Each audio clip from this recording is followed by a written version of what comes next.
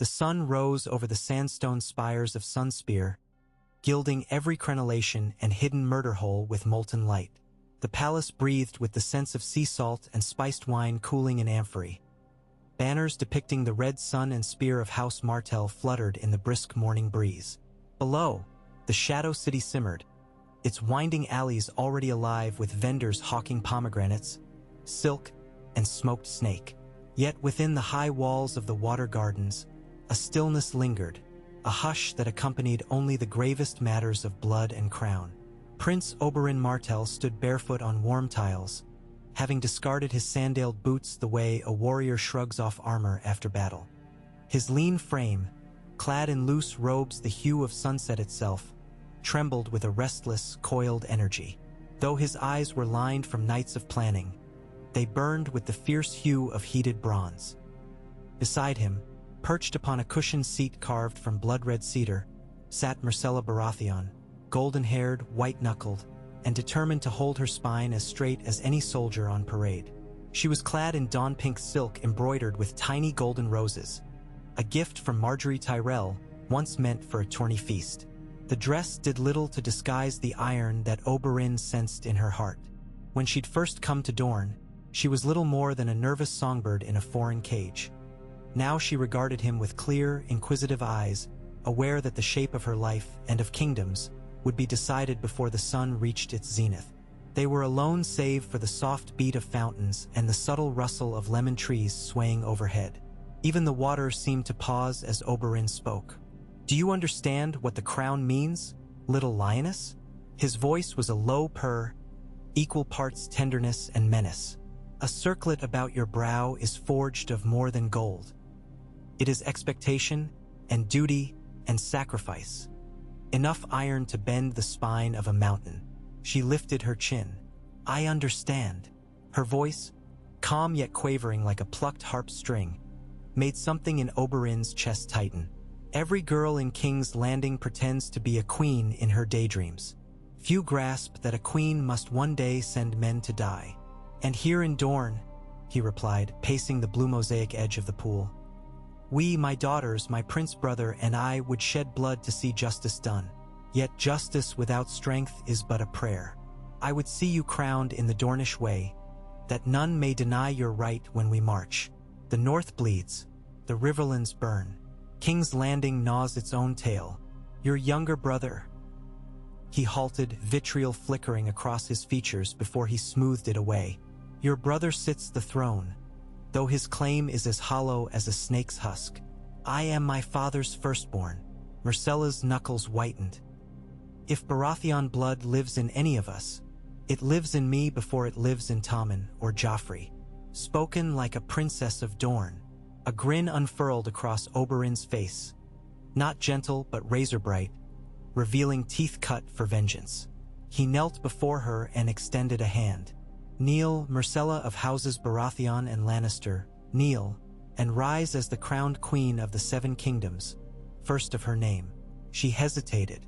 The hush deepened. The fountains seemed now to roar like distant seas. Myrcella slid from the cedar seat and knelt upon the tile. Oberyn reached into the folds of his robe and drew forth a circlet wrought of hammered gold. A slender thing, its front shaped like the antlers of a stag curved to cradle a blazing sphere of amber the color of the Dornish sun. It had belonged to no previous king. The metalworkers of Planky Town had labored through nights to craft it. Oberyn set the crown upon her head, and in that moment the dawn seemed to flare, dazzling both of them. "Rise, Queen Myrcella." His voice echoed among colonnades of pale marble. She rose with the grace of desert wind, copper-gilt hair falling in waves across her shoulders. From the shadows beyond the pillars emerged the sand snakes, Nymeria in supple leather, the chain of her whip coiled at her hip, Obara clad in oiled mail, Tyene serene in soft robes concealing daggers of bone and steel. Behind them came Sarella, daughters younger still, and a dozen captains sworn to the Martells. Each knelt one by one, pressing fists to hearts. A vow unspoken crossed their bowed backs. "We will follow this queen to fire and frost alike." Obara spoke first, her voice rough with the cadence of a soldier. "Give us the word, father, and we will ride out before the ravens. Let the lords of the Reach and the Kingslander bastards see a storm crest the horizon. She met Myrcella's gaze. And let them pray that storm does not bear your banner. Faint color warmed Myrcella's cheeks. I would have no subjects kneel in fear, she said, earnest as any girl of 15 who yet clung to decency. But those who prey upon the weak shall fear me indeed. Oberyn's laughter rang, bright as spear on shield. Then we share a hunger, my queen, for justice and for a reckoning. The ravenry of Sunspear stirred thrice before mid-morning. Black wings beat skyward bearing parchments sealed with red wax stamped by a sun-pierced stag, to the river lord still bleeding from Harrenhal's charred ribs, to Lady Brienne of Tarth, who owed fealty to no king seated upon a false throne, to Storm's End, where gales rattled empty ramparts since the death of Renly. Beyond, the green-blood ferrymen whispered of a queen in the south as merchants carried tales along trade routes. Myrcella Baratheon, alive, crowned in Dorne, armed with vipers. By nightfall of that same day, the sand snakes gathered in the Hall of 100 Fires. The air shimmered with heat radiating from torches and braziers shaped like writhing serpents. Doran Martell, frail yet unbowed, sat upon a chaise, gout-swollen feet cushioned on pillows. He listened while Oberyn unfolded his strategy on a board of carved marble, each piece a house sigil fashioned from polished stone. The dire wolf of the north, the trout of the riverlands, the rose of Highgarden. The Lannisters will send steel, Oberyn said, fingertips drumming the ivory tusks representing House Baratheon. But they are stretched thin across too many fronts. Tywin is dead, Tyrion vanished, Jaime hamstrung by love or guilt, and Cersei by grief and madness. The Iron Throne's fangs are dulled. We must strike where their lines fray, at the neck. He nudged a sandstone viper north along the King's Road. We'll march with the banners of the crowned stag, augmented by the sun and spear. The north remembers its debt to a murdered king. They will remember the rightful blood of Baratheon. If we secure Moat Cailin, if we can rouse the Northmen, theirs will be the hammer blow. Tyenne's soft voice floated above the crackle of fire. And what of the Tyrells? Highgarden's larders feed half the realm. They may fear Mace's pride more than Cersei's madness. Oberyn smiled thinly. Ser Garland bears a knight's honor, Lady Olenna a mother's cunning. If we court them with promises of safe trade and mutual foes, their swords may bend our way. Yet first we break the lie that sits the throne. We march within a fortnight. Doran coughed, each exhale tinged with regret. Would that I rode with you, brother, but my legs betray me. He lifted his gaze to Myrcella, standing at Oberyn's right hand like dawn beside dusk. Bathe the march in mercy where you can, child. Justice that sours into cruelty will poison even the purest cause. Myrcella inclined her crowned head. I will remember. She cast eyes around the chamber, eyes no longer timid. But I will not forget the mountain's shadow or the screams that bound our houses in pain. The Iron Throne ignored that darkness. I will not. The sand snakes answered her vow with raised fists. In that moment, the path ahead glinted like a spearhead, the promise of a new sun rising over the bones of old war. The procession that left Sunspear stretched half a league along the King's Road. Dornish light cavalry astride lean red stallions. Companies of spearmen bearing oval shields painted with the crowned stag pierced by a sun-tipped spear. Wagons laden with oranges, water, and crossbow bolts.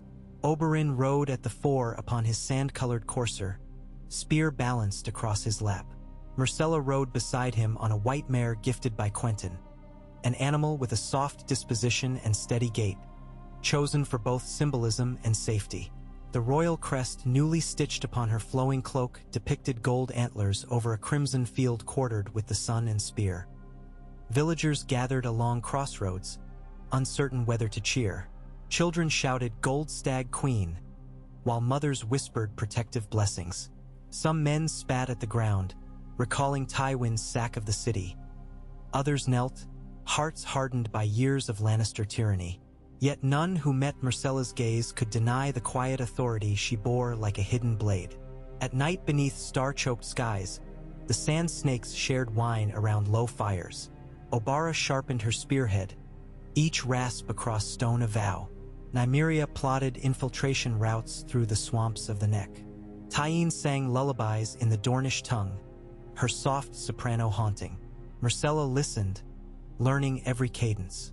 Oberyn often found himself studying the young queen in the flickering torchlight. She had inherited her mother's beauty, but not her mother's coldness. She possessed a tremulous humanity like raw glass ready for shaping.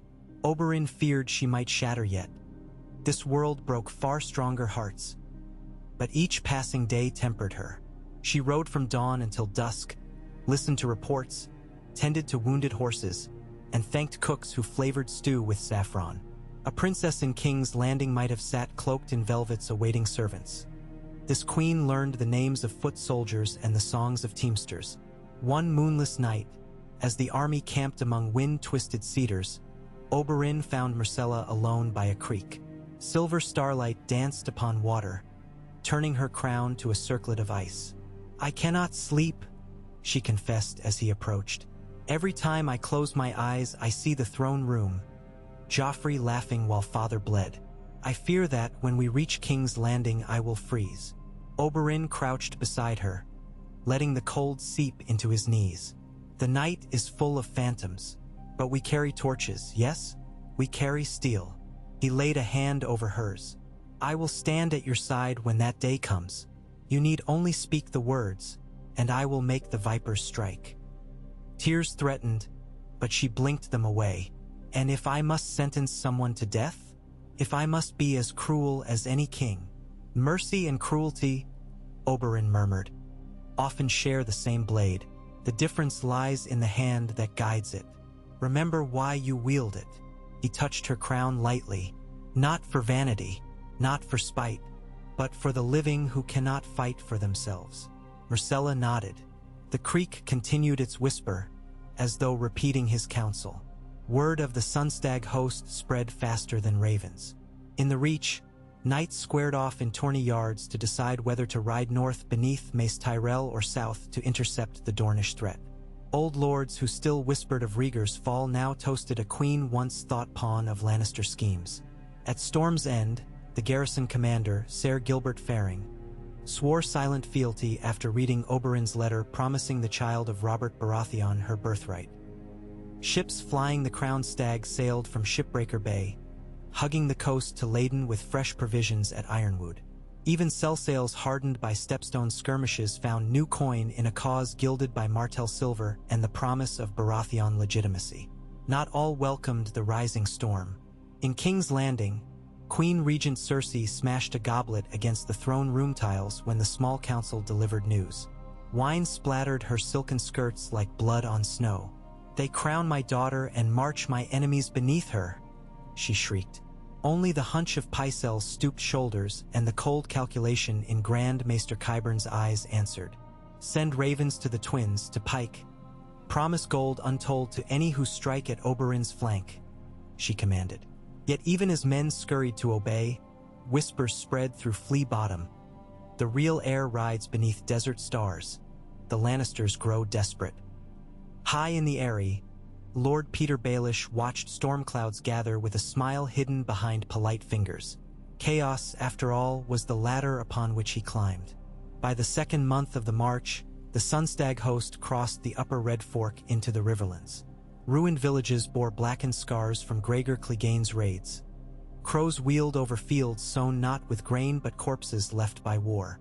Myrcella dismounted at every charred hamlet, her boots sinking into ash. She spoke with widows whose tears had long since dried to salt. She ordered wagons to distribute bread, ordered carpenters to help rebuild huts, ordered priests to tend graves. The sand snakes whispered that these acts spent precious time, but Oberyn remained silent, for he saw the shift in the small folks' eyes. Fear receded, replaced by tentative hope. One twilight near Acorn Hall, a lone rider appeared from the ranks of bare trees, a banner of the leaping trout fluttering at his back. Ser Edmure Tully, hollow-cheeked and newly freed from Lannister chains, knelt before Myrcella in the muddy road. "The Riverlands have bled for 3 kings," he said, voice frayed. "Perhaps it is time we bleed for a queen." He pledged 800 surviving spears and what cavalry remained unburied. Word followed that Lady Stoneheart's brotherhood without banners would not raise blades against a Baratheon queen who swore to avenge the dead. In secret groves, they took Oberyn's ravens, each promising amnesty for small-folk rebels who fought under her sigil. At Moat Cailin, where grim towers stabbed the mist like broken teeth, the marshland stank of stagnant water and flayed bodies impaled by Bolton banners. The fort's iron-studded gates hung crooked, half open after Ramsay Snow's flight south. Nymeria Sand led scouts through peat bogs to clear a path, while Oberyn rode north to treat with Lord John Umber's force encamped among willows. They met in the shattered Great Hall. Great John Umber, his broad frame swaddled in furs, eyed Oberyn with suspicion and Myrcella with wonder. "You wear antlers, girl," he rumbled. "Yet your eyes are lion's gold," he spat.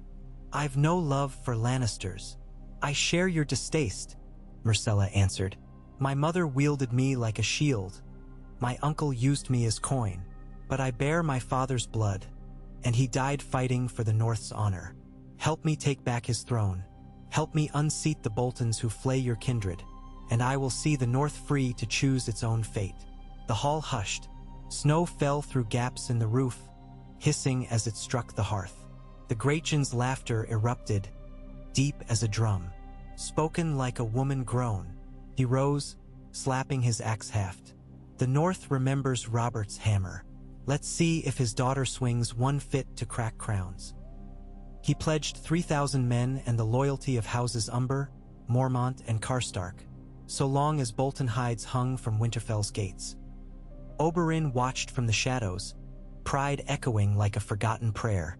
Northward they marched, leaving Moat Cailin in the hands of archers.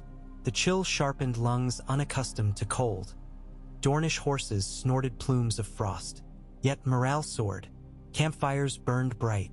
The sand snakes trained Riverlanders to strike with spear and whip, turning ragged levies into agile skirmishers capable of harrying fry columns along the Green Fork. Ravens carried songs before armies could ride. The sun stag bears justice. The vipers sing of vengeance. Winter may come, but a new dawn follows. King's Landing stewed. Reports reached the capital that Grand Maester Pycelle died of a sudden chill, though whispers placed Qyburn at the old man's chambers. Marjorie Tyrell, still widow to a dead boy king, sought permission to treat with the emerging queen but found herself confined to her rooms. Spies claimed Cersei hoarded wildfire beneath Baelor's September to burn rather than yield. And onto this trembling playing board rode Jaime Lannister, white cloak grayed by ash, his heart torn between twin siblings, one marching with sand snakes, one plotting madness. Winterfell loomed at last through curtains of falling snow, its towers bruised by fire and betrayal. Bolton flayedman banners drooped upon ramparts. The air stank of smoke and rotting flesh. Oberyn's scouts brought news. Ramsay Bolton, now self-styled lord, held Rickon Stark captive, parading the boy before broken men as proof of northern loyalty. The people starved behind heavy gates. Those who resisted disappeared, their skins strung above battlements. At dawn, the Sunstag host formed before the castle. Dornish trumpets keened across spring frost. Myrcella rode ahead, antler crown gleaming pale in the wan light, cloak billowing. Oberyn and Nymeria flanked her. Tyene rode behind bearing a banner stitched by Martell seamstresses. A crowned stag pierced by a red sun, superimposed over a dire wolf leaping silver. A hush swept across the army, as though all hearts awaited a word to turn winter red. Myrcella's voice carried like the ringing of iron upon iron. "Ramsay Bolton," she cried, "by the blood of Robert Baratheon and the justice of House Stark, I command you open these gates and surrender the boy Rickon, lest the North rise to flay you in kind." A hush, then mocking laughter rolled from the battlements. Ramsay appeared clad in black leather, eyes bright with savage mirth. He held Rickon by the scruff of his neck. "Come claim him, sister of incest," he shouted, "and I'll feed you to my hounds." Oberyn met Myrcella's case. Fire flashed through her eyes, no longer the timid girl delivered as hostage to Dorne, but a queen forged in miles of road and tears of war. She drew the dagger Tyene had gifted, slender, curved, the pommel a sunburst, and lifted it skyward. Around her, 1,000 spears angled toward Winterfell's walls. "Break the gates," she ordered softly. The sand snakes surged, spears lowered, whips raised. Northmen roared their war cries. Riverlanders pounded shields. Great John Umber's axe felled the first gatepost. Dornish scorpions fired burning pitch. Snow hissed to steam as flame met ice. Within hours, the Bolton banners burned, shriveling like dried skin. Wolf's head pennons lifted in their place. Ramsay's screams echoed through stone corridors, echoes that died abrupt as a snuffed candle. When Rickon Stark walked free beside Queen Myrcella, wolf blood on his cheek like war paint, the North knelt. Not in submission, but in covenant. They would ride south under the Sunstag banner, through treacherous neck and shattered crownlands, to tear false rule from its gilded perch, and in so doing carve the realm anew. The march was far from over. King's Landing lay ahead, a pit of wildfire and intrigue. Cersei's claws reached far. The Tyrells weighed their petals of power. The Ironborn raided coasts like carrion gulls. Yet as snow sifted upon Winterfell's ramparts and dawn glowed crimson behind ragged clouds, Oberyn Martell stood beside the northern winds with spear upraised.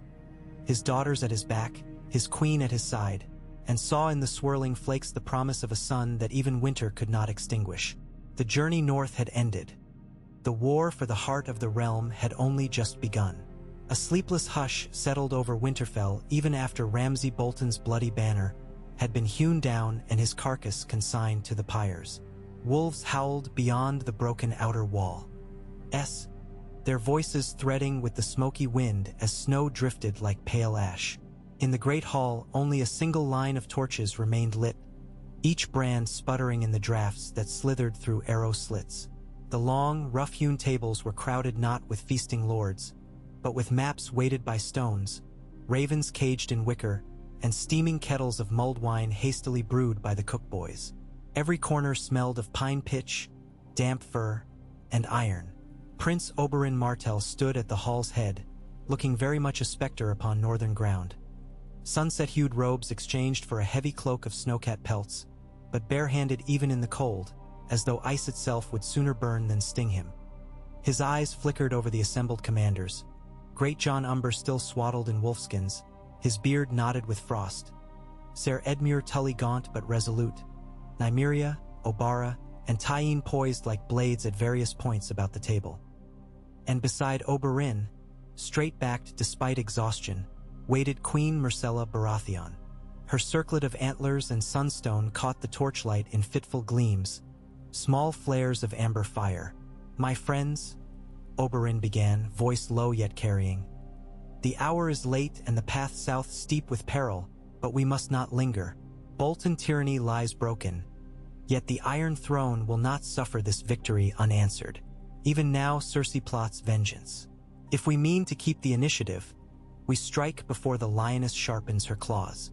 The Great John loosed a rumble like distant thunder. Winter rode slow every host, the next a cold bog, rivers near frozen. How do we march an army of this size before spring thaw? Nymeria unfurled a smaller parchment over the main map, an intricate weaving of trails, ferries, and lake ice passages. "Not all spear points need travel together," she said. "Light cavalry can spear ahead, harry ravens, shatter outriders. The main column follows the King's Road, fortified by riverboats along the Blue Fork where the ice is thin. We live off the land, grain from Carhold, smoked fish from the Skagosi fleets pledged to us." Tyene pointed to clusters of sigils sketched in ink. Bear, merman, flayed man, each crossed out. "Bolton loyalists will scatter, offer coin for captains who bend the knee and take hostages for those who will not. Send word that Queen Myrcella's peace stands open to every lord who renounces the false king." A murmur traced the benches, grim agreement from weather-beaten faces. Then Edmure's voice, scarcely above a whisper, broke through. "And the phrase? The twins still block the Green Fork. Lord Walder's sons command near every crossing south." Silence tightened. Lantern light shimmered on Myrcella's cheek as she bent toward the map. "We bypassed the twins," she said. Lord Wyman Manderley holds White Harbor and a fleet of cogs. We sail. Oberyn raised a brow, pleased. Precisely. While Fry Eyes watch roads and rivers, we launch from the bight. Dornish spearmen hardly relish shipboard marches, but a week upon the shivering sea is quicker than a moon along the King's Road in deepest frost. Manderley's ships can set us ashore at Maidenpool or Crackclaw Point, close enough to threaten King's Landing from two flanks. Obara thumped spear butt to floorboards. Let the Lannisters choke on their own uncertainty. They'll firm defenses at the Rose Road, not the coast. The Great John sucked ice from his mustache. A bold gamble. If the sea ice breaks and storms catch us. Oberyn's smile bared teeth. The stranger himself may bar our way and still we sail. Myrcella glanced from face to face until each commander nodded. Then it is settled. In 3 days we march for White Harbor.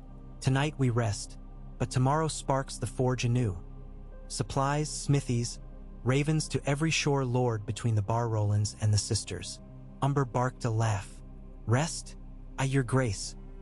I shall dream of slitting a fry throat for every snore. That night, far above the great hall's muttered councils, Queen Myrcella walked the battlements alone. The wind clawed at her cloak, tugging strands of hair loose to whip across her eyes. Lanterns below drew trembling pools of gold around the courtyards where torch lines scurried. Soldiers mending gates, farriers inspecting hooves, sentries trading cups of hot ale. She watched them until her vision blurred from fatigue. Then she felt rather than heard another presence.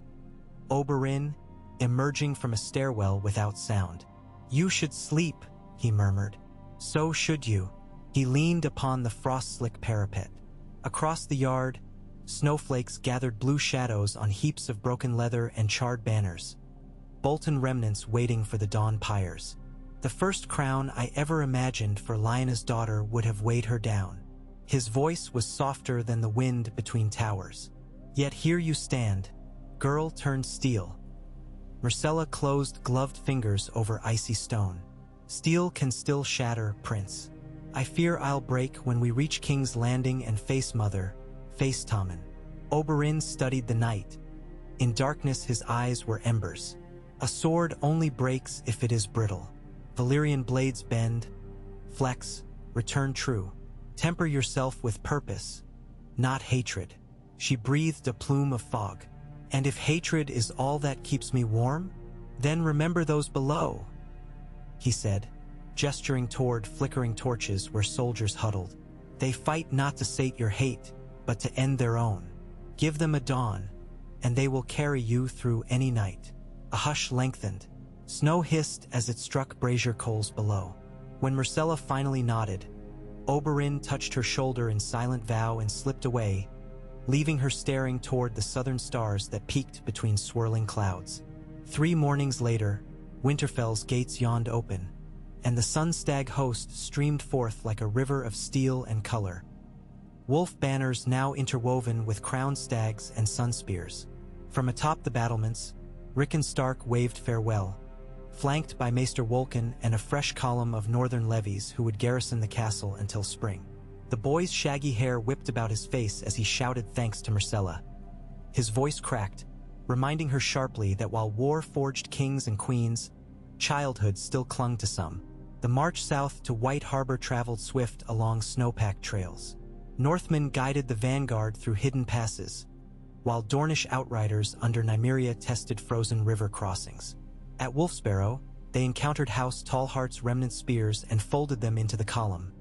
At Ramsgate, fisherfolk lined the banks offering smoked cod in exchange for pardons guaranteed by Myrcella's seal. Each village added warmth to the rumor fires leaping across the north. The Sunstag does not plunder, she restores. 2 weeks carried the host to the mouth of the White Knife. There, White Harbor rose from gray seawater, a city of pale stone walls and round towers crowned with crenellations shaped like leaping mermen. Lord Wyman Manderley received them at the gatehouse tower, cheeks rosy above his sea-grizzled beard. If he felt surprise at the sun-bronzed Dornish throng, he hid it behind booming laughter that shook his ample gut. All the north swells with song of your deeds, your grace, the Lord roared, bending knee, albeit with effort. Any harbor's heart would burst to aid the Dragonslayer's daughter. When Myrcella gently corrected him on the matter of dragons and her father's hammer, he winked. Hammer, spear, tools of justice nonetheless. Manderley's shipyards bustled beneath cliffs frosted white. Cogs, carracks, and swan-prowed galleys bobbed along quays. Sails of heavy wool were swapped for lighter canvas as carpenters worked day and night to ready the fleet. Within 3 dawns, 36 masted vessels awaited high tide, holds brimmed with grain, salt pork, pickled eggs, and casks of Dornish red courtesy of Oberyn's private reserves. The evening before departure, a feast of shellfish stew and apple-braised boar filled the merman's court. Bards strummed ballads of Nymeria's 10,000 ships, but Oberyn requested a newer lay, one of wolves and stags united. Wine flowed, soldiers danced with harbor maidens, and above it all Myrcella lingered in hushed council with Wyman Manderley, Edmure Tully, and the Sand Snakes, finalizing embarkation orders. She slipped to her pallet past midnight, sea spray still clinging to braid ends, and dreamed of gulls wheeling above black waves. The voyage south proved both swifter and harsher than even Oberyn predicted. 3 days out of the bight, storms rose with the fury of a kraken's wrath. Gales cracked spars. Frozen sleet lashed decks until timbers groaned. In the hold of the Sea Lion, Manderley's flagship, Queen Myrcella sat upon a coil of rope, clutching a tin cup of watered wine while Tyene bound a gash upon her forearm, the result of a snapped stay whipping across the deck. "The sea tests every captain," Tyene murmured, nodding linen, "and every queen." Myrcella offered a wry smile. "When we reach land, I shall embrace mud like the mother herself." Yet the fleet endured. Nymeria's galley, the Sansarin, sighted Pod's lantern, a rocky outcrop off the Vale, after only 9 days.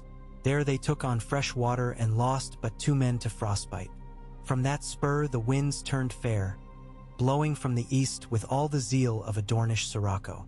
Sails swelled, hulls creaked forward, and by the 12th dawn the Sea Lion dropped anchor in Maidenpool's Bay.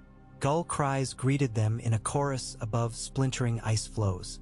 The gates of Maidenpool stood open, its garrison cowed by tales of Bolton flayings and Dornish justice.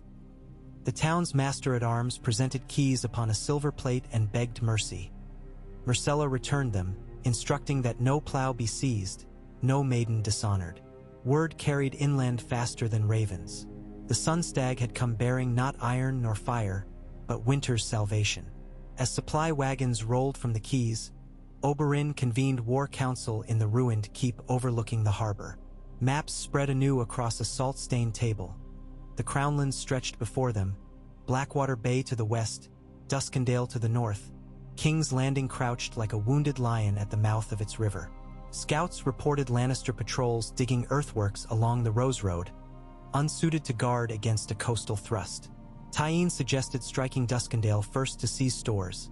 Edmure urged swift attack upon King's Landing before Cersei could rouse the city's starving mobs.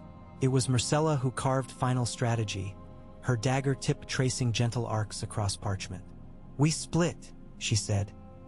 Nymeria with 2,000 light horse and Manderley's spearmen pushed northwest to secure the Rose Road, cutting supply from Golden Grove and Tumbleton. Oberyn leads our strongest veterans along the coastal march toward Dragonstone. My uncle Stannis once held that island, and its new garrison may harbor doubts about the throne.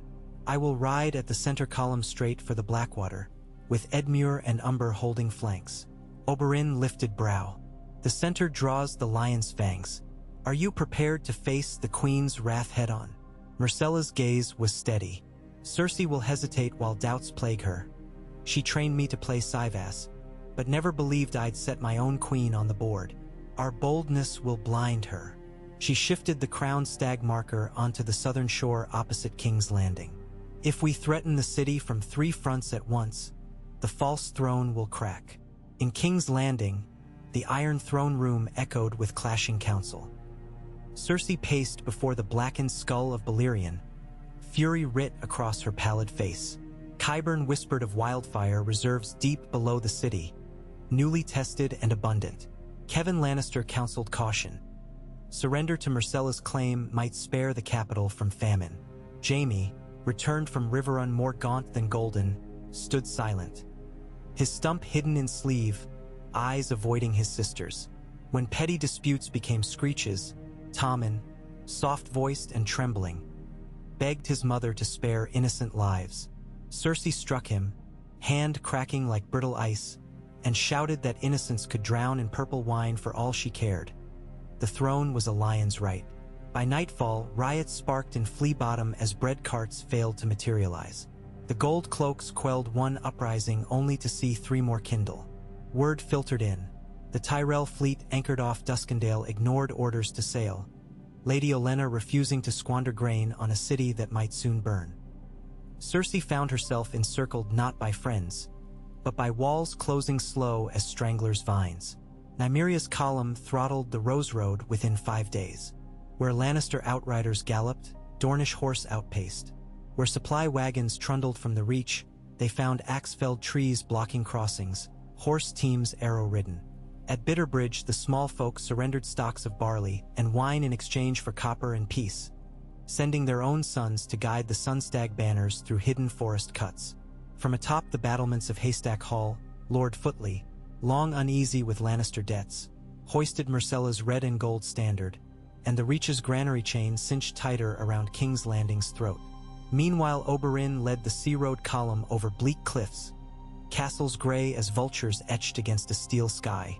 At Claw Isle, Lord Celtigar welcomed them with wary courtesy.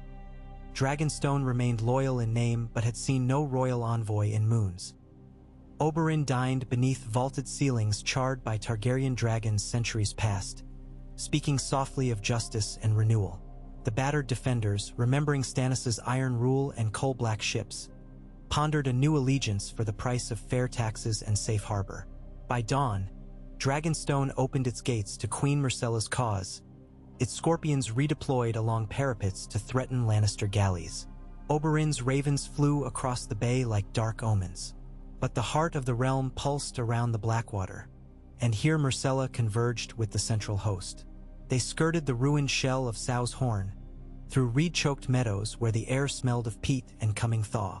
Each night flickering fires reflected off armor newly polished, sun and stag shining brighter against winter's pall. Great John Umber kept spirits aloft by roasting entire pigs upon spits, his laughter carrying over the wind. Edmure oversaw training rings where Riverland archers honed flights to within a finger's width of bullseyes. Tyene walked among the wounded with jars of Dornish greenfire salve, soothing frost-blackened toes. Every moment fed the legend of a host half-desert viper, half-northern wolf, crowned by a stag queen whose mercy outshone her wrath. And all the while, Myrcella carried the weight of the coming siege like lead vestments upon her shoulders. She slept little, rode long, practiced sword forms with Obara at dawn until her wrists ached. At dusk, she met Sarella, newly arrived from Old Town with scrolls of black powder numbers, and studied figures of grain reserves and bolt counts, ensuring no soul under her banner would starve in protracted warfare. She wrote letters, dozens each night, to lords she had known as a child. Lord Selwyn Tarth, Lady Tanda Stokeworth, even Ser Garth Tyrell, whose jests once set the court to laughter. She asked not for fealty, but for clemency. Open gates for refugees, sanctuary for orphans. She sealed each missive with wax stamped by unabashed justice, the sun-pierced antler. From such quiet acts the war drew its beating heart. They reached the Blackwater rush under thick fog. Across the waterlands south of the city, abandoned fields sprouted nothing but weeds and toppled scarecrows. Smoke plumes rose from the capital's chimneys like bleeding wounds, turning the low clouds the color of rotting meat. From the opposing bank, faint glimmers of gold cloaks patrolled its ramparts, lines brittle, thin. Within hours, scouts reported the tyrant's hill fortress had fallen into ruin. Its garrison fled. Myrcella ordered engineers to raise palisades along the riverbank, craft floating pontoon bridges from barrel casks brought by Manderley ships. Archers nested in willow copses, their fletching tipped with obsidian, Obara's gift from Dragonstone's caches. Nightfall came shrouded in fog, and torchlines danced along water like wraiths in amber. Oberyn arrived at her command tent as the first stars pierced the gloom. He set a scroll onto her map, sealed with a rose. "Highgarden moves," he said. She broke the seal. Lady Olenna's handwriting flowed crisp. The petals tilt sunward. "The Reach shall not feed lions forever. Provide proof of mercy. The roses shall bloom for you." Myrcella exhaled. "Then we give them proof." At first light the following morning, 3 slender barges pulled mid-river under white banners. From King's Landing emerged Ser Balon's swan of the Kingsguard, gauntlet gleaming. From Myrcella's banks, Oberyn guided an opposing craft. They met beneath the half-collapsed ruins of the Mud Gate, wind whipping foam between hulls. Ser Balon's voice carried across the water. "Queen Regent Cersei seeks parley on neutral ground at sunset." Oberyn's laughter echoed like spear upon helm. "The lioness must first know how sharp our fangs before she bares her belly." But Myrcella, upon the riverbank, lifted a gloved hand. "We accept parley," she called. Her tone silenced both shores. At sunset, within the ruined sept of the Dragon Gate, each side brings 4 companions, unarmed. Swan's jaw tightened. "I shall convey terms." His oarsmen reversed strokes, the river swallowing their wake. Back in camp, objections rose like sparks. Great John warned of traps. Tyene offered poisons to slip into handshake cuts. Yet Myrcella remained firm. "The realm still bleeds. If words can staunch it, we must try." She turned to Nymeria and Obara. "Stand with me. But if the Queen Regent intends treachery, be my shields behind smiles." Oberyn's gaze blended pride and dread. "Remember, niece, a serpent strikes swift, not rash." Sunset burned the sky crimson when Myrcella stepped inside the shattered Dragon Gate September. Its once soaring vaults had sagged. Mosaic floors lay cracked beneath creeping vines. At the center, braziers spilled bronze light onto broken pews. Amber motes drifted in the dying rays, and shards of stained glass glowed like embers across the rubble. Cersei waited beneath a collapsed archway, flanked by Qyburn and 2 gaunt kettle-black brothers. Her gown, black velvet embroidered with golden lions, fell in severe lines. Hair cut short hung about her jaw like sheared corn. Her eyes, once glittering green, burned now with spiteful fire. Beside Myrcella stood Oberyn, Nymeria, Obara, and Tyene, all unarmed yet coiled with tension. "My sweet daughter," Cersei purred, voice hollow, echoing off stone. "How far you've strayed from your mother's arms." Myrcella stepped forward, antler crown catching the last light. "I have walked paths you dared not imagine, mother. The realm begs peace. Yield the throne, spare thousands." Cersei's laugh cracked like glass. "Yield to a bastard's puppet? Your father was a boar, your brother's cubs of incest. The throne is mine until Tommen reaches his majority. Tommen is no more king than Joffrey was." Myrcella's tone trembled but held. "He is innocent. You can keep him safe. Step aside. Let the realm heal." Cersei's eyes flicked to Oberyn, venom pooling. "You let this viper coil round your heart. He killed your cousin. You forget family." "I remember family," Myrcella whispered. "I remember you using me as hostage, trading me like coin. I remember your silence when Stannis threatened to take my ears. And I remember Uncle Tyrion's trial by wildfire." Cersei's face twisted. "Tyrion is a monster who murdered his king and father." "Father died in a privy?" Oberyn interjected softly. "But not by my hand." He tilted his head.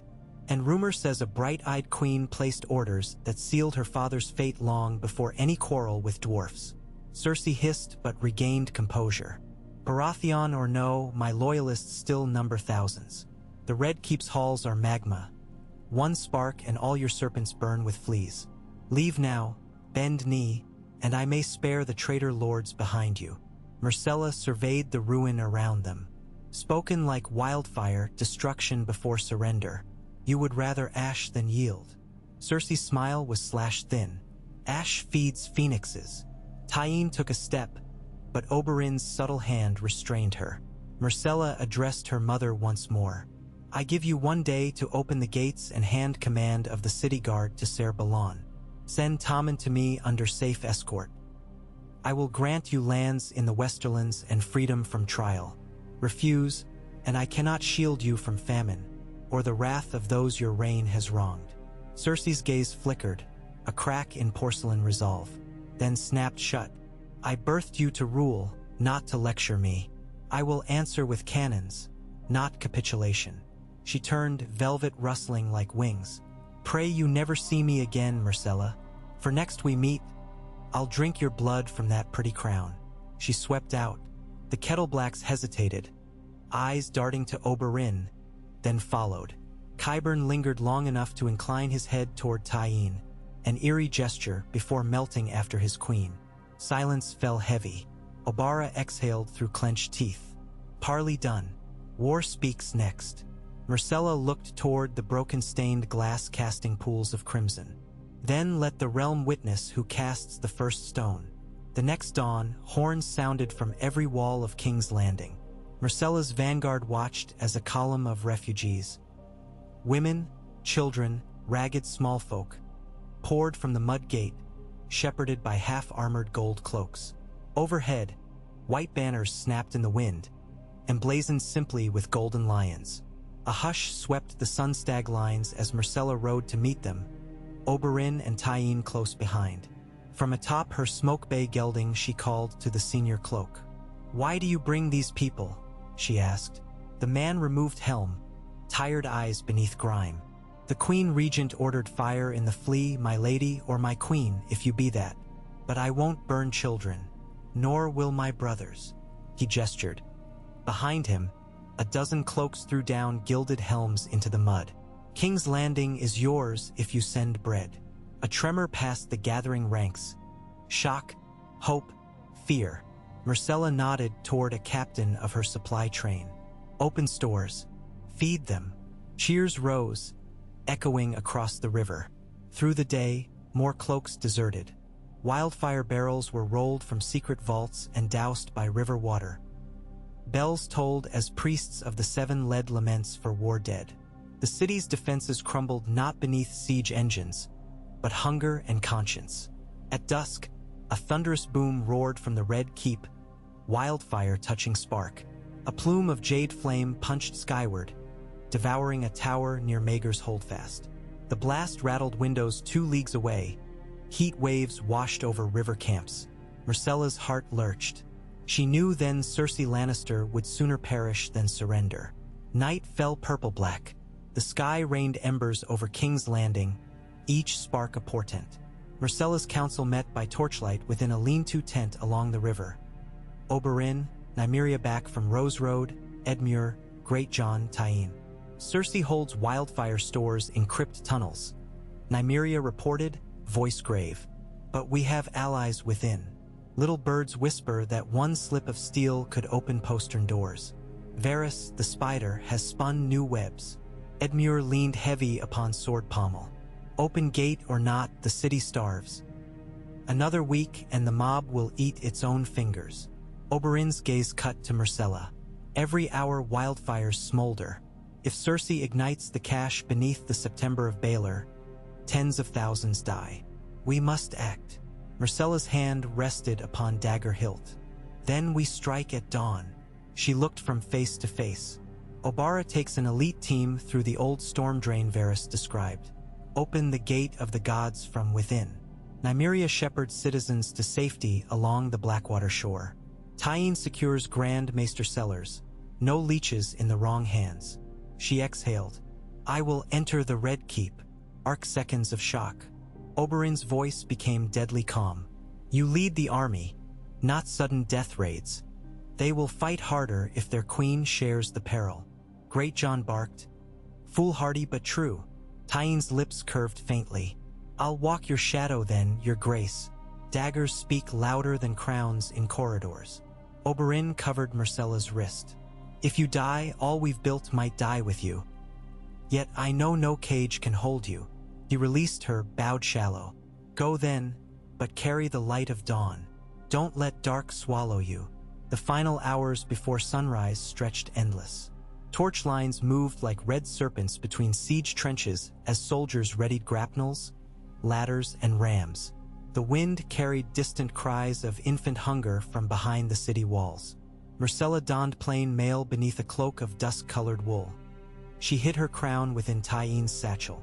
She embraced Oberyn, uncle, mentor, co-conspirator, feeling bone and muscle beneath his cloak, smelling sands and myrrh. They parted without words.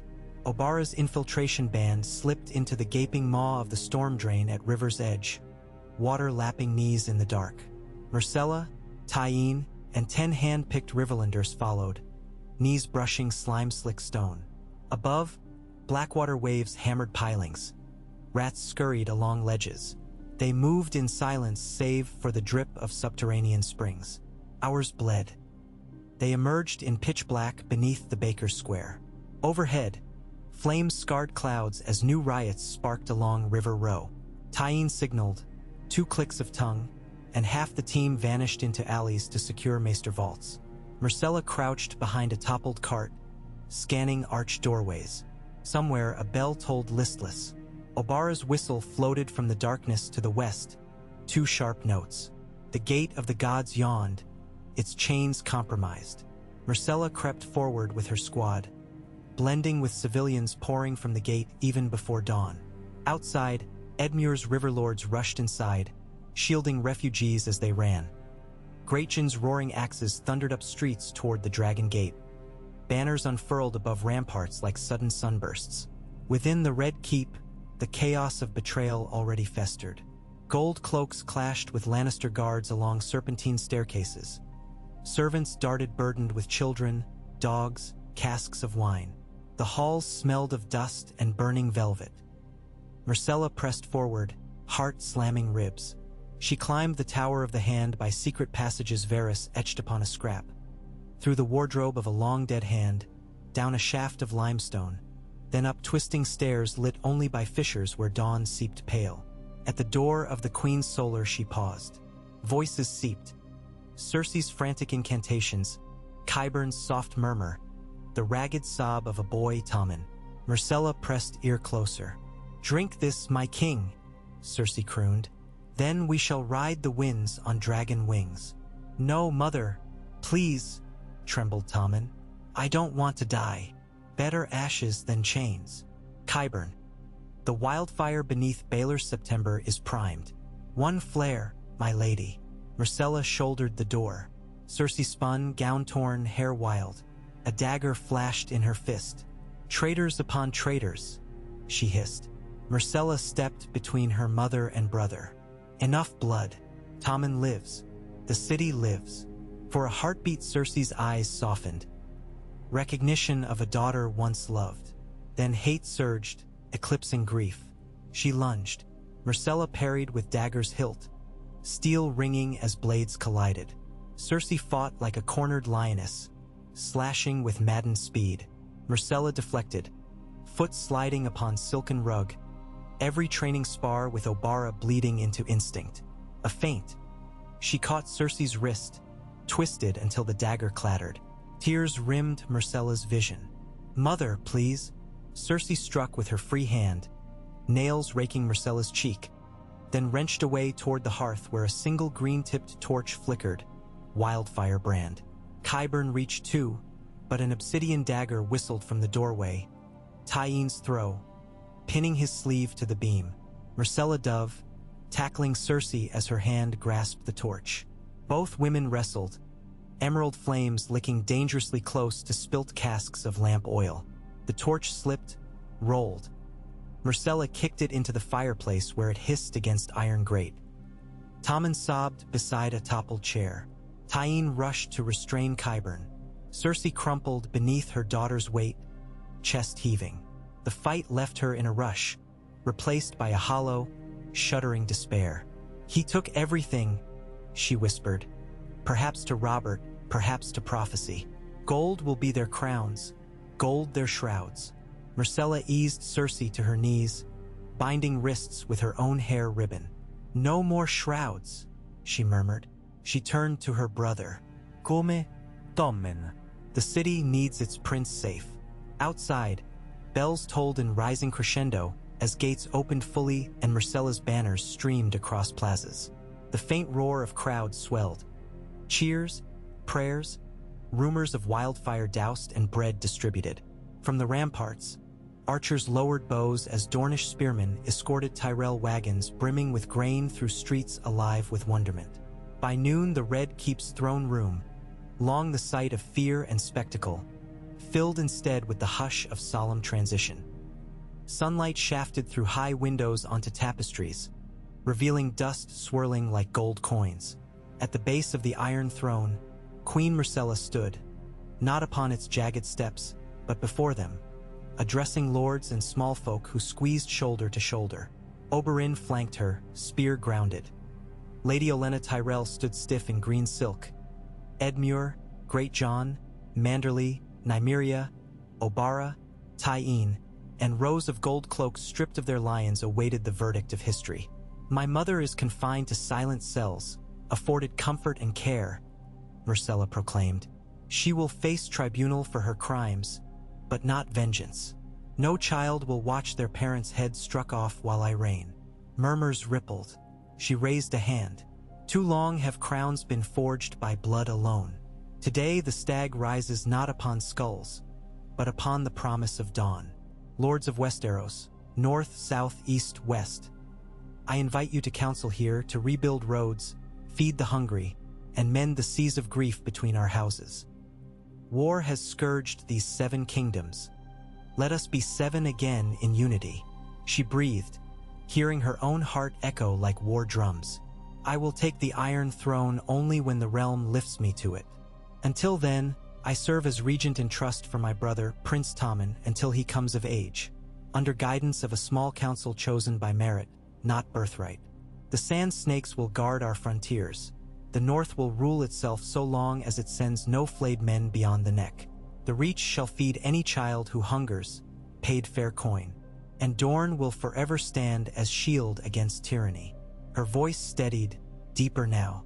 If any lord doubts my intent, step forward. Let us speak tonight, sword to sword or word to word.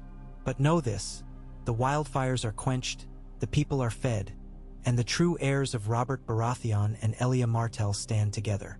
Unbowed, unbent, unbroken.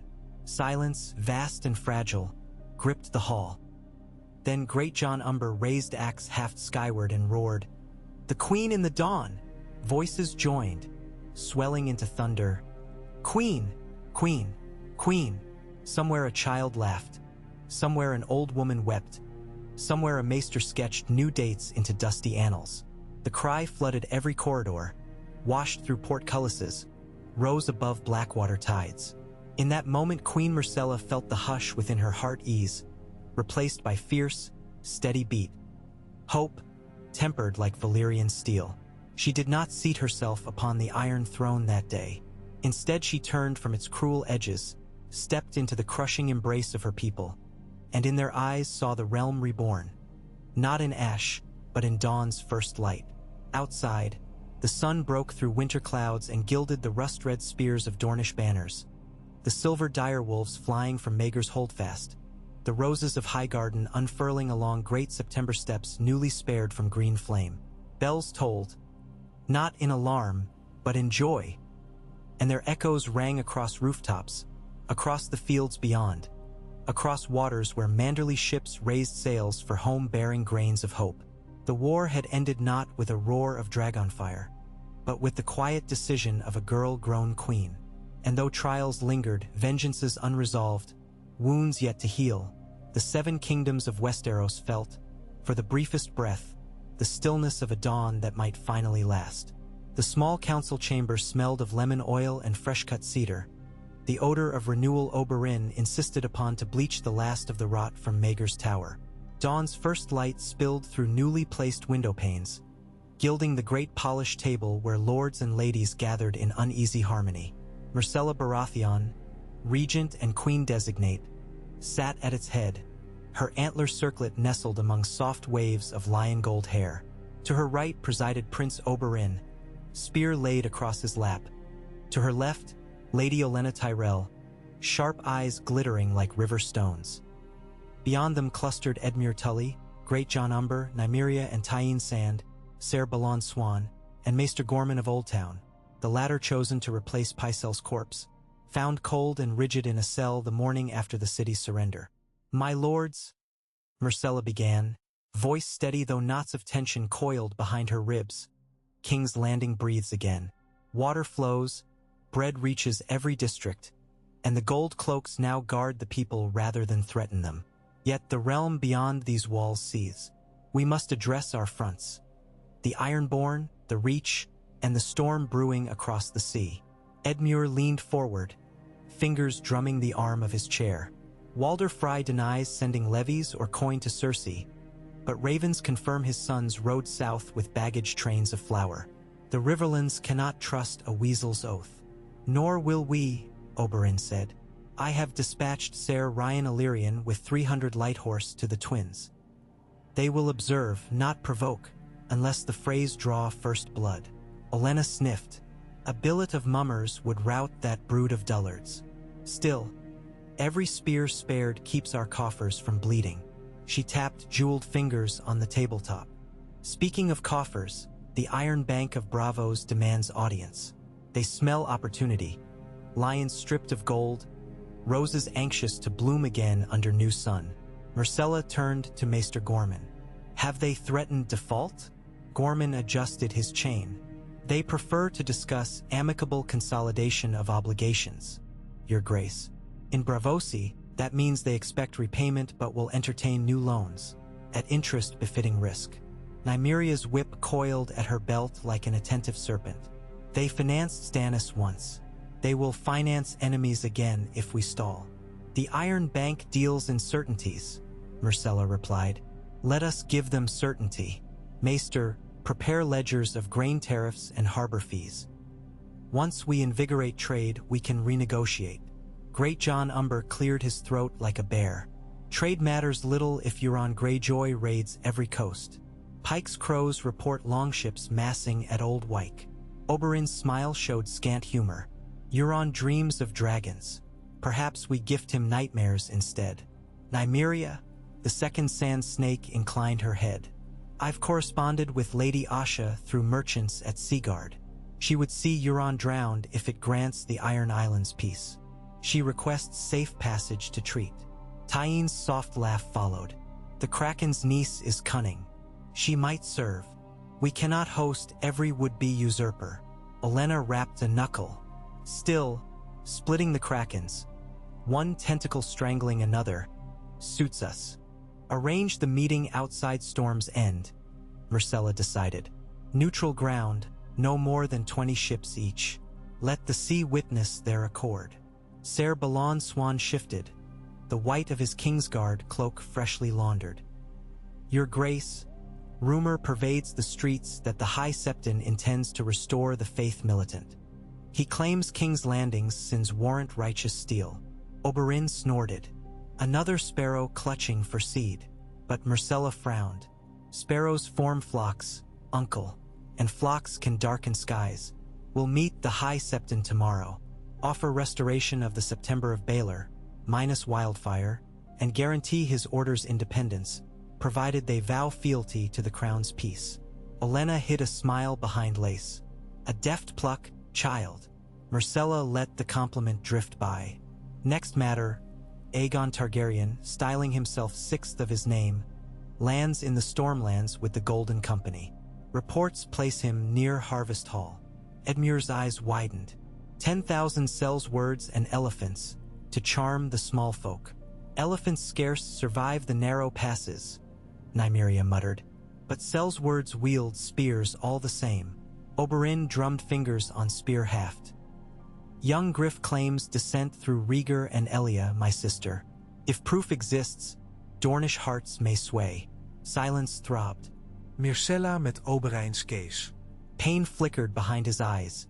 Elia's ghost lingered in every hallway of the Red Keep. "I will meet this prince," she said at last, "and test his claim with my own blood. If he is truly my cousin, perhaps the realm is large enough for more than one Baratheon banner. If false, we expose him." Great John barked a laugh. "Aye, and if wolves sprout wings, we'll hunt in clouds. Nonetheless, Oberyn said, we verify. Myrscella's scholars possess ravenous appetites for genealogy. We shall know truth. Afternoon sunlight gleamed upon the red keep's courtyard as Myrcella dismissed council. She strode toward the maiden vault, Tyene beside her.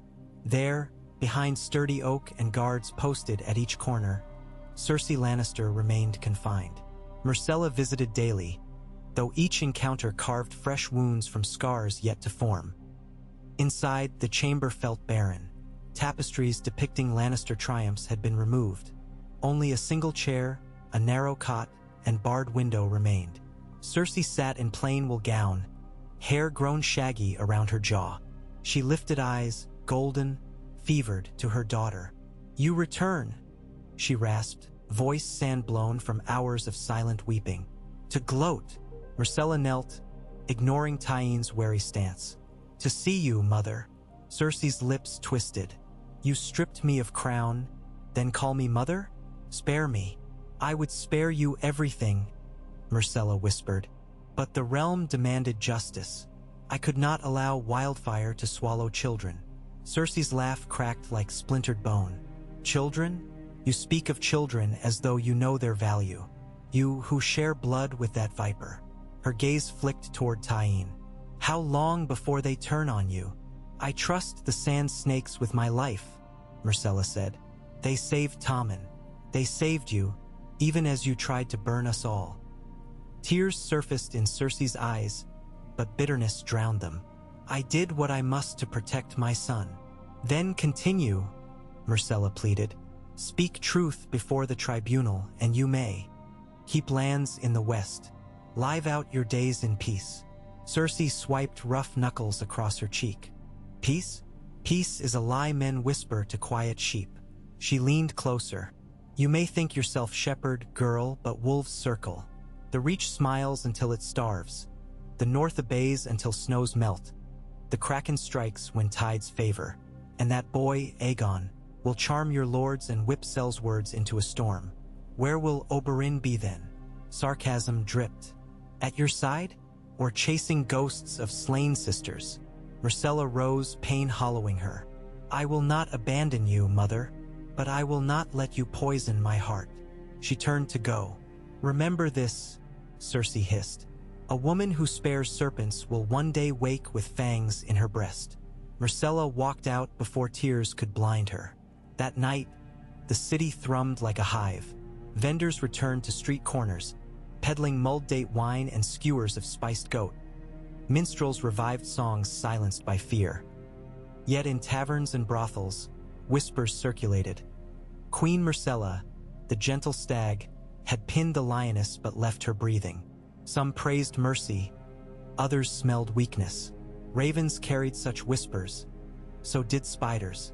Within the hidden chambers where Varys once ruled his little birds, Oberyn Martell convened a quieter gathering. Candles cast tall shadows upon shelves of scrolls. Nymeria, Obara, Tyene, and Sarella, fresh from Old Town in scholars' robes, formed a semicircle. Information wins wars, Oberyn began. We hold the Red Keep, but not the hearts of every lord. We must sow truth faster than lies spread. Sarella, show them. The scholar produced parchment describing genealogies, timelines of Rhaegar's children, and discrepancies in the Golden Company's claims. Aegon may indeed be Elaya's son, she said, but 3 contradictions persist. The timing of his rescue from the sack, the sworn statements of Ser John Connington, and absence of certain Martell birthmarks known only to midwives. She lifted a stylized drawing, crescent scar shaping the hip. If the boy lacks this, he cannot be trueborn. Obara cracked knuckles. So we peel his breeches and expose him to the realm. Precisely not, Tyene countered, eyes glinting. Public humiliation courts sympathy. Instead, we leaked out. Let Sellswords question paymasters. Let lords fear perjury charges. Nymeria flicked her whip. Leave the field fallow, then salt it after seeds of distrust sprout. Oberyn nodded. Sarella will compose treatises citing maesters long revered. Varys's old whisper routes deliver copies to every citadel, sept, and lordly library. Meanwhile, Obara leads a cell to Harvest Hall. Observe Aegon. Verify marks without capture if possible. Nymeria, you travel to the Reach. Charm petals from Mace's rose. Tyene stays, assisting the queen. The sand snakes dispersed into shadows like flakes of obsidian cast upon a forge.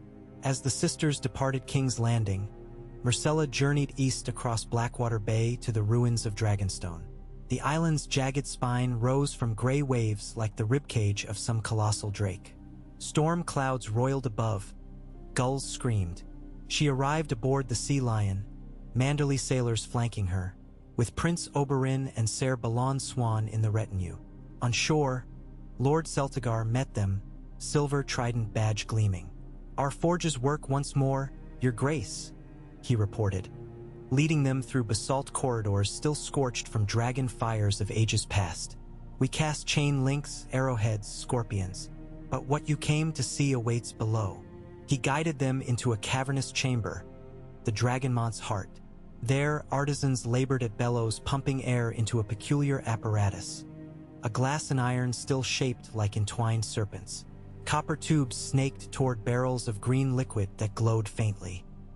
"Wildfire," Oberyn snapped, reaching for spear though armed men surrounded none. "Refined dragonfire," Celtigar corrected, pride swelling. Grand Maester Helene theorized Valyrian pyromancers controlled intensity. "We replicate at lesser scale. Burn hotter than oil, cooler than wildfire. More manageable." Myrcella eyed the eerie glow. "I will not fill Westeros with new terror." "Nor do we," Celtigar assured. "Dragonfire for forges only, hardening chainmail, melting stone into mortar. We can rebuild ports in half the time." She studied Oberyn's face. "What think you, uncle?" He stroked beard. "Tools become weapons in wrong hands. But progress is not enemy of peace. Oversee with strict codes. Teach only loyal smiths." Myrcella placed palm upon warm glass. "Rebuild first. Should war arise again, may our works outshine our blades." As they toured, a raven arrived bearing message sealed in wax impressed with a kraken. "Asha Greyjoy requests parley at Cape Wrath. Brings words, not axes. Signed, Commander Enric, the Unsmiling." Myrcella folded the note. "Prepare sails. The kraken stirs." Cape Wrath jutted into turbulent seas where storm clouds sprinted overhead. 2 flotillas anchored in wary distance. 21 great kraken longships bearing black sails striped gold, and 18 mixed cogs flying the crowned stag.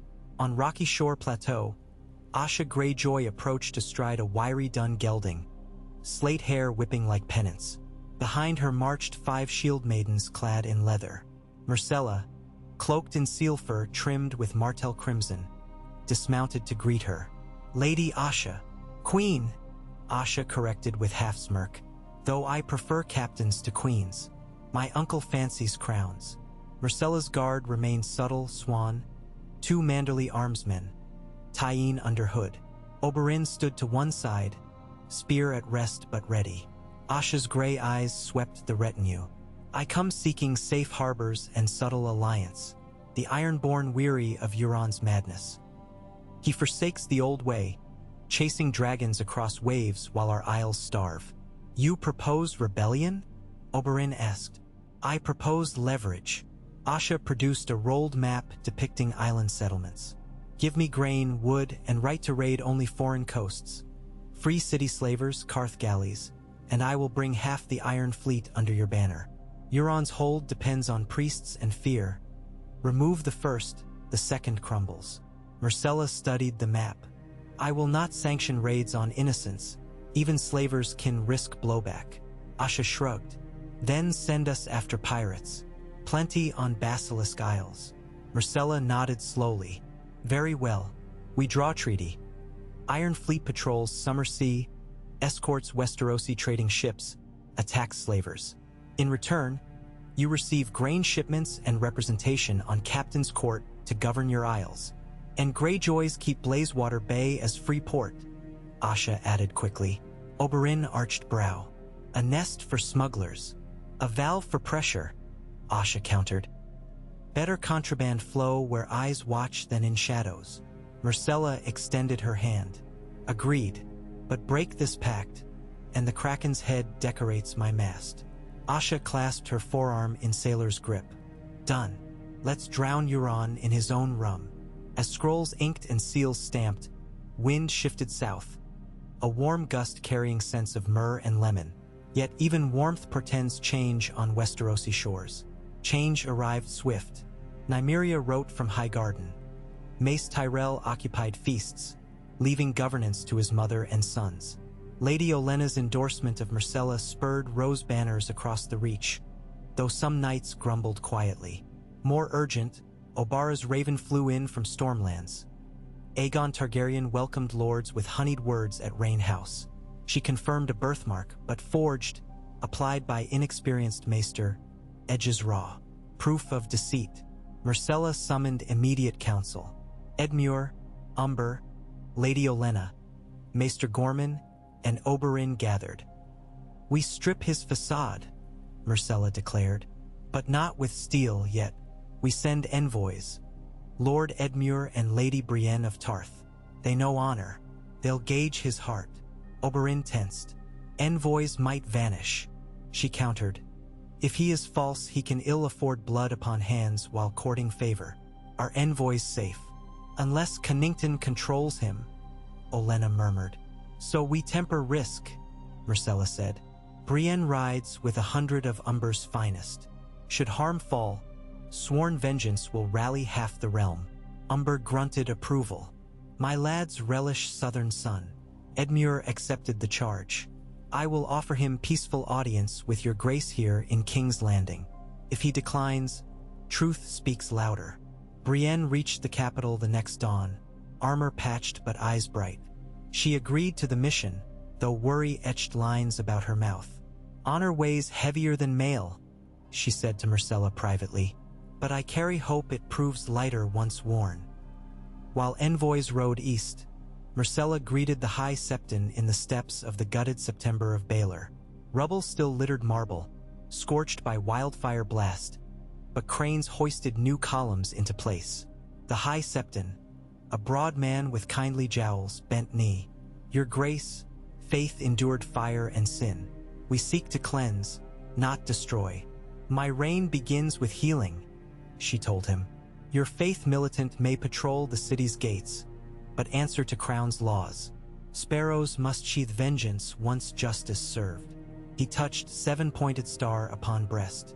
So long as justice remains pure, she guided him past burned saint statues waiting repair.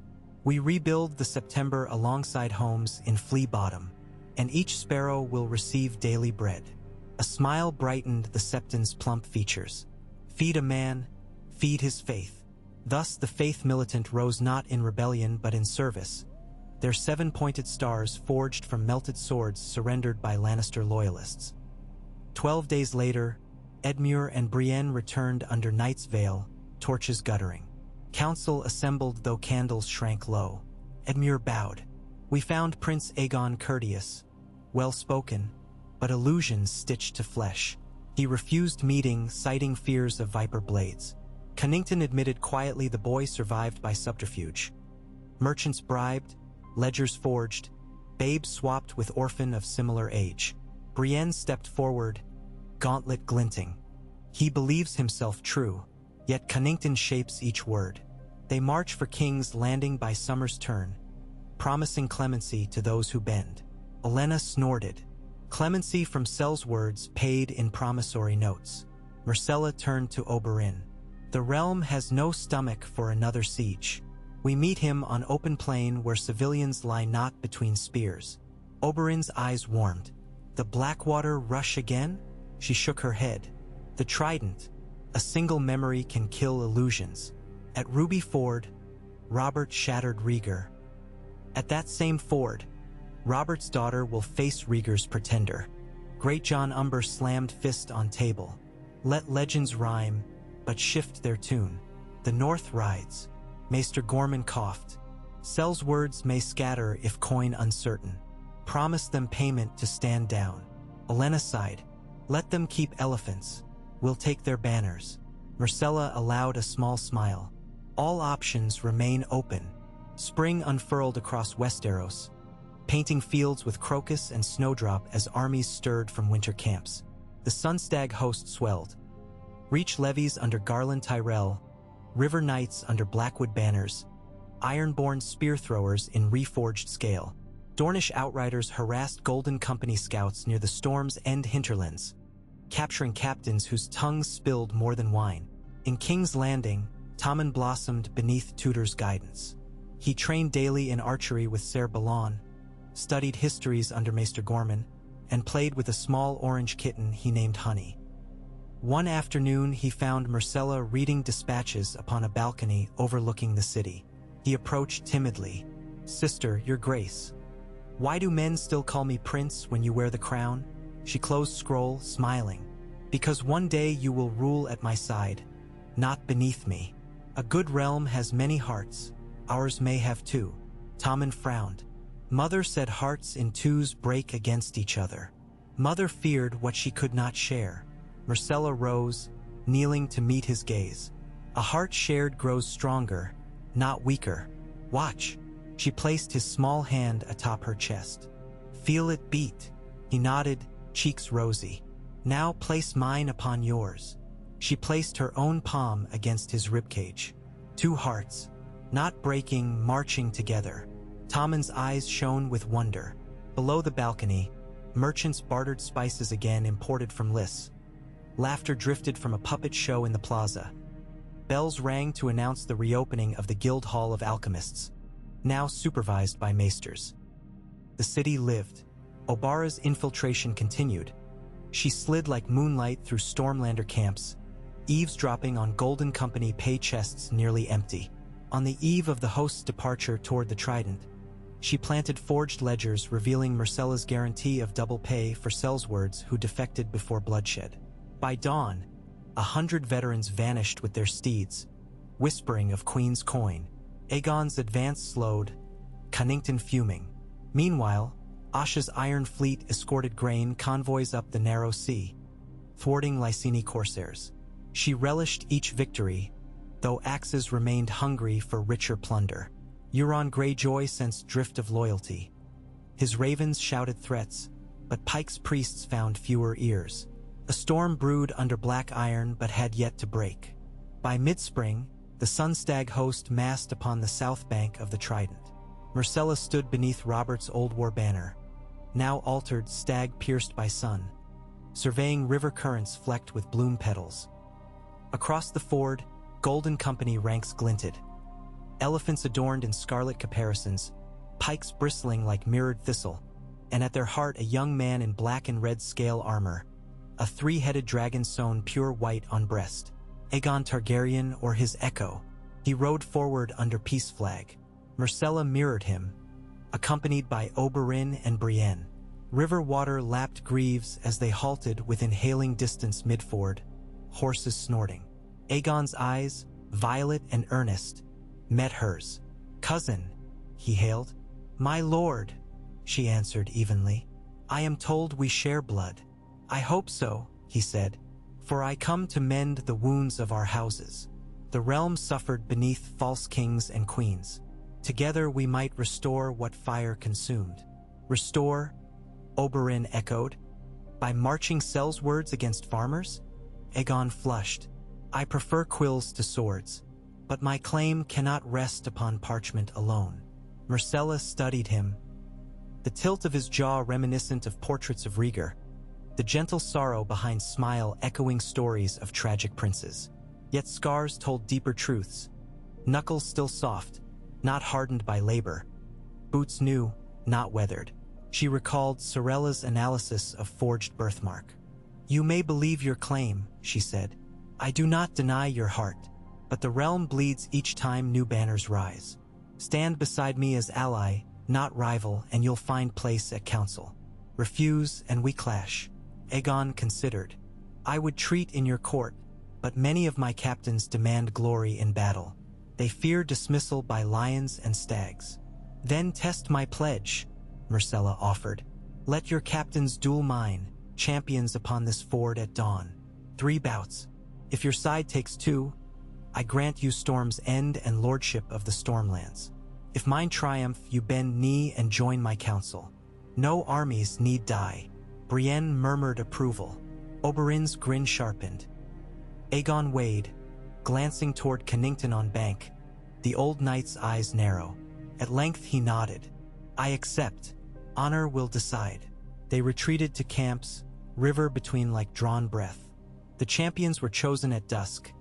For Aegon, Ser Jon Cannington himself, famed for courage, Black Balak, Summer Islander captain wielding two-handed Arak, and Lycario Rogaire, Myrish Bravo. For Myrcella, Brienne of Tarth, Obara Sand, and Great Jon Umber brute strength to match. At sunrise, soldiers gathered along riverbanks, hush broken only by lark trill. Mist curled atop water like ghost smoke. First bout, Brienne faced Cannington upon gravel bar midstream. She bore Oathkeeper, red and black Valyrian blade. He wielded longsword bright as morning star. Bloß Rang, Spray liebt. Cannington pressed, but Brienne's strength anchored. She parried high, riposted low, slipped, and carved gash across his pauldron. Armor split, blood slicked steel. Cannington yielded, breath ragged. Cheers erupted from northern line. Second bout, Obara squared against Black Balak. Sun glinted on her spear. Balak's Arak whistled arcs. They danced arcs of death, spear thrust deflecting curved steel, water churning underfoot. Balak feinted, sliced shafts midpoint. Spear snapped. Yet Obara flipped broken half in reverse grip, lunged, pommel ramming his jaw. Balak staggered but hooked Arak, cutting her thigh. Blood spattered river, swirling crimson ribbons. Obara grit teeth, hurled spear stump, struck his temple. Both collapsed, clinging to each other in pounding water. Referees separated, they declared draw, but Balak left unconscious. Spectators held breath. Result counted null, tie. Third bout would decide. Great Jon Umber lumbered into Ford, double-bladed axe across shoulders. Facing him, Lycario Rogaire, a lithe swordsman with twin daggers, style fluid as silk. Speed confronted brawn. Rogaire darted, scoring shallow cuts along Umber's arms, dodging sweeping arcs. Yet each dodge slowed as riverbed sucked boots. Umber's roar shook mist.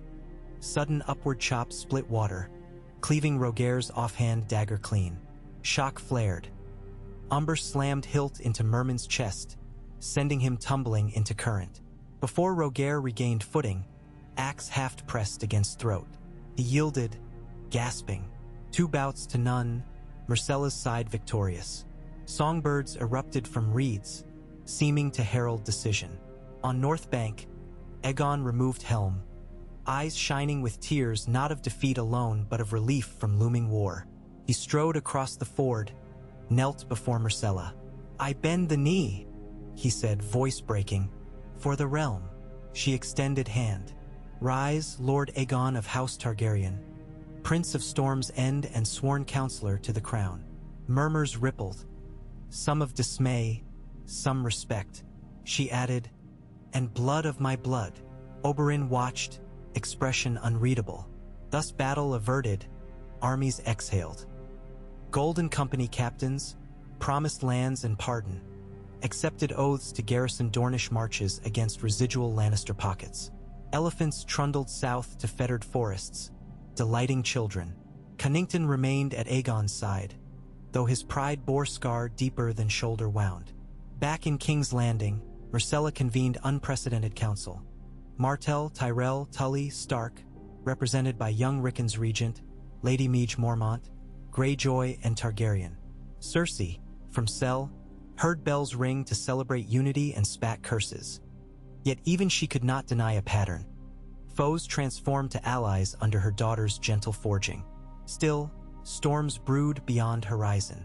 Euron Greyjoy assembled priests around a black horn said to summon dragons. Qyburn, escaped en route to trial, rumored to walk caverns beneath Harrenhal with Cell's words tasting sorcery. And in the far north, white ravens flew from the citadel announcing winter's long claws returning. One evening beneath watery moon, Myrcella stood atop the battlements of the Red Keep, Oberyn at her side. Flickering city lights below resembled constellations. "Do you ever fear?" she asked quietly. "That peace is but prelude to darker wars?" Oberyn considered. Peace is a blade's edge, thin, sharp, dangerous, yet able to carve paths no war could. We walk its length because life lies on either side. She nodded, drawing cloak tighter. "Then we balance." He smiled softly. The world expected a lioness cub delivered to Dornish cages. It gained a queen who tames dragons with kindness. His gaze turned north where dim stars shimmered beyond haze. Yet even kindness bears fangs when needed. Wind tugged their cloaks, carrying distant laughter, hammer clang on new roofs, the faint toll of sept bells. Myrcella breathed deep, scenting sea salt and citrons from reopened stalls. "We have much yet to mend," she said. "Tomorrow," Oberyn promised. "Tonight, let hearts rest." Below, a lantern floated skyward, released by unknown hands in Flea Bottom, perhaps a child celebrating spring. It drifted across the moon, a tiny ember against vast night, but bright enough to be seen from every corner of the city. And every watching heart, whether filled with hope or wary doubt, felt that small light's promise, that dawns, once won, could be kept.